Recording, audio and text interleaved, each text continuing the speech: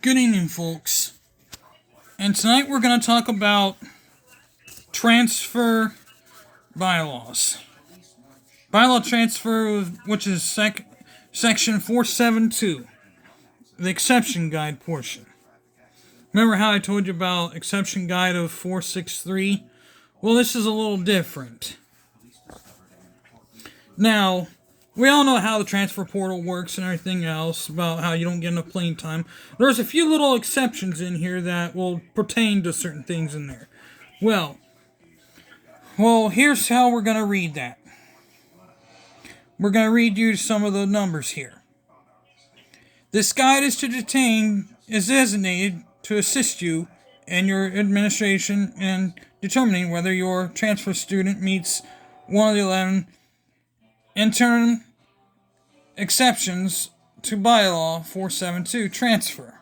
This is not an exhaustive document regarding the intricacies of these exceptions, but merely a starting point when considering the matter.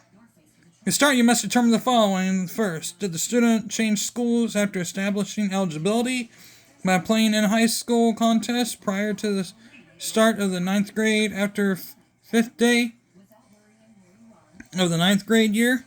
Second, did the student play at an OHSAA sport at any high school in the 12 months immediately preceding the date of transfer into a new high school?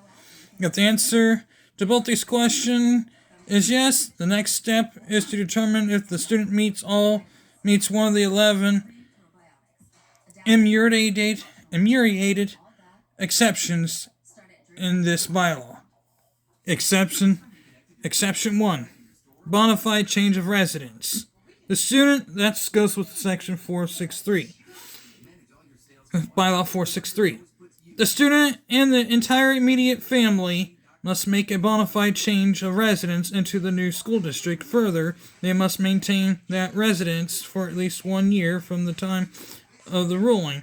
That requirement of the entire family moving may be waived under circumstances of a completed legal divorce or a divorce being in process prior to the move.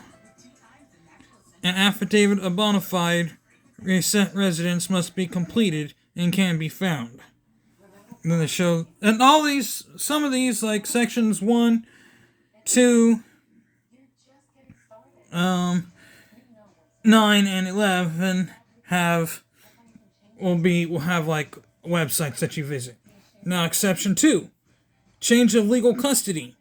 To apply this exception, legal change of custody must occur between the student's parents who live in 2 different school districts, and this change in custody must be what compelled to the transfer. If custody is changed to a non-parent, evidence of abuse, neglect, or delinquency, unruliness must be present. Further, students may apply for a one-time exemption under this provision in the event of a redesignation of the residential parent within a shared parenting plan.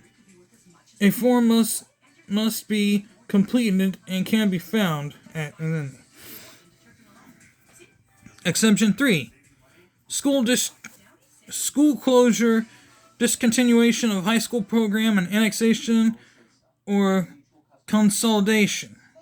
If a chartered public high school or chartered non-public high school in which the student was enrolled closes or discontinues its entire high school program after grade 9, that student may enroll in any school and become immediately eligible at that school. Further, if the student's parents' residence is annexed to a different school district or consolidated within a school district, the student may be ruled eligible upon transfer to a high school in the annexed or consolidated district. Exception 4. Self-supported status. If The student does not live in the same district as his or her parents and is financially self-supporting. He or she may be ruled eligible at the school in which the student resides. Self-supporting documentation must be submitted for approval every 30 days. Note: living with and or being employed by a relative does not qualify for this exception. Exemption 5. Transfer to state for the blind and deaf. If the student transfers to the state school for the blind or the state school for the deaf, he or she shall be ruled eligible upon enrollment. Exception 6. Home not ready for habitation.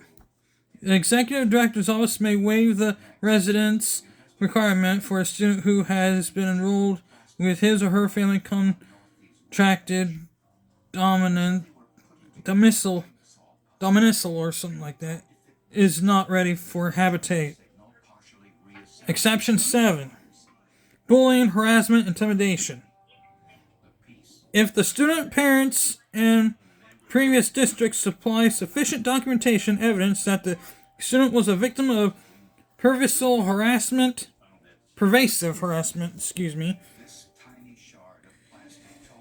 intimidation, or bullying as defined in Ohio Record Course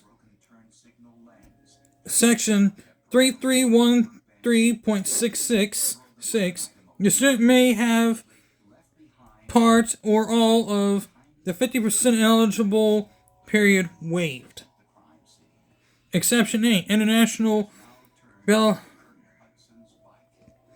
Baccalaureate Diploma Program. A student who transfers to take advantage of an international baccalaureate diploma program may be ruled eligible upon approval. However, if the student drops the program, the student will be immediately ineligible and is subject to sanctions in accordance with Bylaw 11 penalties. We'll get to that one here in just a moment. Exception 1. Time transfer back into the student's residential district. Each student is entitled to one transfer to the public school located to which the student's parents' residence is located. This can be applied regardless of whether the student is transferring from public or non-public school. No, this exception cannot be used when a student moves from one parent to another within the shared parenting plan. Exception 9 form must be completed, and it can be found in there. Exception 10. Discontinuation of athletic programs. If the school decides to effectively cease its sponsorship of each of its athletic programs, the student may transfer to any other district or system and have his or her eligibility restored. Further, that student may transfer back to the original district if it decides to resume its sponsorship of its athletic programs. Exception 11. Death in immediate family. If the student has experienced a death of an immediate family member and because of this loss it becomes necessary for the student to transfer, so long as the transfer occurs within a reasonable amount of time after the death, the executive director's office may waive part of or all of the 50% ineligibility period. Again, this document is intended to provide you with a starting point when considering which exception may be applied to your student's transfer. It does not provide all the necessary information when considering the matter. Each exemption is guidelines regarding required documentation and how to request ruling from executive director's office may be found at this location. We all know how transfers pretty much will work, don't we? Now, we'll look at this transfer document. Bylaw Section 473. It is only triggered when a student transfers and has participated in a regular season contest and a sport during the current sport season, gain confirmation in writing from the school from which the student transferred regarding the student's participation during current season. This bylaw has no application when the student has only participated or has practiced or participated in a scrimmage in a sport. When fulfilling the remainder of a transfer, consequence during the next school year, the remainder of the transfer consequence is fulfilled only in the sport during which the student transferred at the beginning of the next applicable sports season. And here are the examples. Student transfers from school A to school B after completing in 7 regular season football contests at school A does not meet an exception at school B. Student is ineligible to remaining 3 regular season football contests and the OHSA tournament. During the next football season, student is ineligible for all scrimmages, jamboree, previous, and regular season contests until regular season game 3. In other words, student is ineligible until 2 regular season contests are competed. Student regains eligibility with regard to transfer for remainder of regular season, the OHSAA tournament, in the sport of football. For all other sports in which the student participated during the 12 months preceding their transfer, the student is subject to a normal transfer consequence during the applicable sports season. This is the example. In this example, student will fulfill the transfer consequence during the winter-spring sports season in the school year in which they transferred. To reiterate, no exception bylaw 472 or 474, the circulative and requirements of bylaw 473 fulfill full eligibility in regard to bylaw 473 may be restored only if one of the 2 following circumstances occur. 1. The student is not approved for transfer eligibility under requirements 472, exception 1, and student, that's under exception 1, and 2 schools involved are more than 50 miles apart. 2. The student's transfer is a result of legal change of custody and or in place which Children's Services or a similar government agency is involved, and 2 schools involved more than 50 miles apart. Now, transfer 474 pretty much